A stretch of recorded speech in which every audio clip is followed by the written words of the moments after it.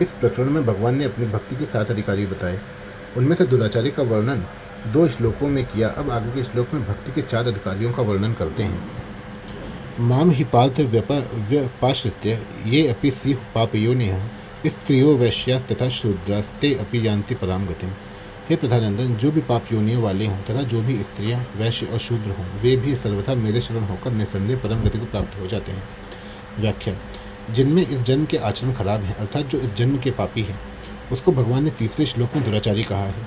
जिनके पूर्व जन्म में आचरण खराब थे, अर्थात जो पूर्व जन्म के पापी हैं और अपने पुराने पापों का फल भोगने के लिए पैदा हुए हैं, उनको भगवान ने पाप योनि कहा है।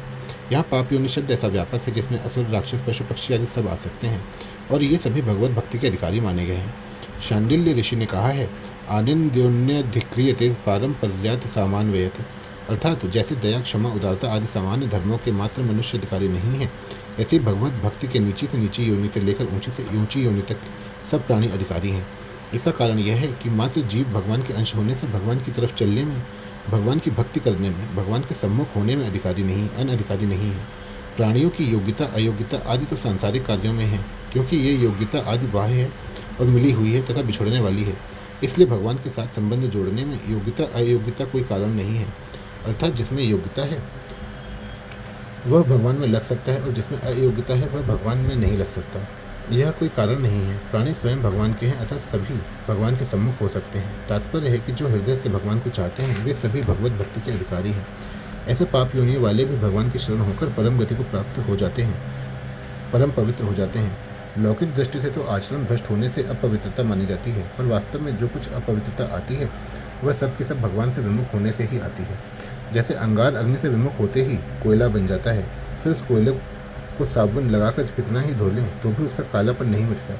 अगर उसको पुनः अग्नि में रख दें तो फिर उसका कालापन नहीं रहता और वह चमक उठता है। ऐसे ही भगवान के अंश इस जीव में कालापन अर्थात अपवित्रता भगवान से विमुख होने से ही आती है। अगर यह भगवान के सम्मुख हो जाए तो इसकी वह अपवित्रता सर्वथा मिट जाती है और यह महान पवित्र हो जाता है तथा दुनिया में चमक उठता है। इसमें इतनी पवित्रता आ जाती है कि भगवान भी इसे अपना मुकुटमणि बना लेते हैं। जब स्वयं आर्त होकर प्रभु को पुकारता है तो उस पुकार में भगवान को द्रवित करने की जो शक्ति है वह शक्ति शुद्ध आचरणों में नहीं। जैसे माँ का एक बेटा अच्छा काम करता है तो माँ उसको प्यार करती है, और बेटा कुछ काम नहीं करता, प्रत्युत आर्त होकर माँ को पुकारता है, रोता है, तो फिर माँ यह विचार नहीं करती कि यह तो कुछ भी अच्छा काम नहीं करता, इसको गोद में कैसे ले। वह उसके रोने को सह नहीं सकती और चट उठाकर गोद में ले लेती है। ऐसे ही खराब से खराब आचरण करने वाला पापी से पापी व्यक्ति भी आर्त होकर भगवान को पुकारता है, रोता है, तो भगवान उसको अपनी गोद में लेते हैं, प्यार करते हैं। इससे सिद्ध हुआ कि स्वयं के भगवान की ओर लगने पर जब इस जन्म के पाप भी बाधा नहीं दे सकते तो फिर पुराने पाप कैसे दे सकते हैं। कारण कि पुराने पाप कर्मों का फल जन्म और भोग रूप प्रतिकूल परिस्थिति है, अतः वे भगवान की ओर चलने में बाधा नहीं दे सकते।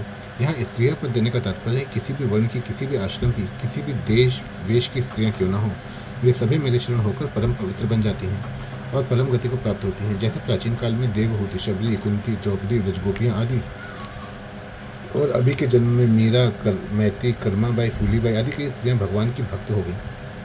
ऐसे ही वैश्यों में समाधि, तुलाधार आदि और शूद्रों में विदुर, संजय, निषाद, राजभू आदि कई भगवान के भक्त हुए हैं। तात्पर्य यह है कि पाप योनि स्त्रियां, वैश्य और शूद्र ये सभी भगवान का आश्रय लेकर परम गति को प्राप्त होते हैं। विशेष बात, इस श्लोक में पाप योनि पद स्वतंत्र रूप से आया है। इस पद को स्त्रियों, वैश्य, शूद्रों का विशेषण नहीं माना जा सकता, क्योंकि ऐसा मानने पर कई बाधाएं आती हैं। स्त्रियां 4 वर्णों की होती हैं। उनमें से ब्राह्मणों, क्षत्रियों और वैश्यों की स्त्रियों को अपने अपने पतियों के साथ यज्ञ आदि वैदिक कर्मों में बैठने का अधिकार है। अतः स्त्रियों को पाप योनि कैसे कह सकते हैं, अर्थात नहीं कह सकते। 4 वर्णों में आते हुए भी भगवान ने स्त्रियों का नाम अलग से लिया है। इसका तात्पर्य कि स्त्रियां पति के साथ ही मेरा आश्रय ले सकती हैं, मेरी तरफ चल सकती हैं, ऐसा कोई नियम नहीं है। स्त्रियां स्वतंत्रतापूर्वक मेरा आश्रय लेकर परम गति को प्राप्त हो सकती हैं। इसलिए स्त्रियों को किसी भी व्यक्ति का मन से किंचन मात्र भी आश्रय न लेकर केवल मेरा ही आश्रय लेना चाहिए। अगर इस पाप योनि पद को वैश्यों का विशेषण माना जाए तो यह भी युक्त संगत नहीं बैठता, कारण कि श्रुति के अनुसार वैश्यों को पाप योनि नहीं माना जा सकता। वैश्यों को तो वेदों का पढ़ने का और यज्ञ आदि वैदिक कर्मों का करने का पूरा अधिकार दिया गया है। अगर इस पाप योनि पद को शूद्रों के विशेषण माने तो यह भी युक्त संगत नहीं, क्योंकि शूद्र तो 4 वर्णों में आ जाते हैं। अतः 4 वर्णों के अतिरिक्त अर्थात शूद्रों की अपेक्षा भी जो हीन जाति वाले यवन, हूण, खस आदि मनुष्य हैं, उन्हीं को पाप योनि या पद के अंतर्गत लेना चाहिए। जैसे माँ की गोद में जाने के लिए किसी भी बच्चे के लिए मनाही नहीं है, क्योंकि वे बच्चे माँ के ही हैं, ऐसे ही भगवान के अंश होने से प्राणी मात्र के लिए भगवान की तरफ चलने में कोई मनाही नहीं है।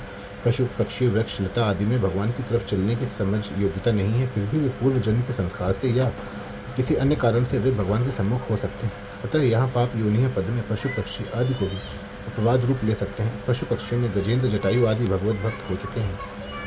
मार्मिक बात, भगवान की तरफ चलने में भाव की प्रधानता होती है, जन्म की नहीं। जिसके अंतःकरण में जन्म की प्रधानता होती है, उसमें भाव की प्रधानता नहीं होती और उसमें भगवान की भक्ति भी पैदा नहीं होती। कारण कि जन्म की प्रधानता मानने वाले के अहम में शरीर का संबंध मुख्य रहता है, जो भगवान में नहीं लगने देता। अर्थात शरीर भगवान का भक्त नहीं होता और भक्त शरीर नहीं होता, प्रत्युत स्वयं भक्त होता है। ऐसे ही जीव ब्रह्म को प्राप्त नहीं हो सकता, किंतु ब्रह्म ही ब्रह्म को प्राप्त होता है। अर्थात ब्रह्म में जीव भाव भी नहीं होता और जीव भाव में ब्रह्म नहीं होता। जीव तो प्राणों को लेकर ही है और ब्रह्म में प्राण नहीं होते, इसलिए ब्रह्म ही ब्रह्म को प्राप्त होता है। अर्थात जीव भाव मिटकर ही ब्रह्म को प्राप्त होता है। परिशिष्ट भाव, जिसमें दूसरे का आश्रय नहीं है, ऐसे अनन्य आश्रय को यहाँ व्यापाश्रय अर्थात विशेष आश्रय कहा गया है। पूर्व जन्म के पापी की अपेक्षा वर्तमान का पापी विशेष दोषी होता है, इसलिए पहले वर्तमान इस जन्म के पापी की बात कहकर अब इस श्लोक में पूर्व जन्म के पापी की बात कहते हैं। ये अपि स्युः पाप योनिः।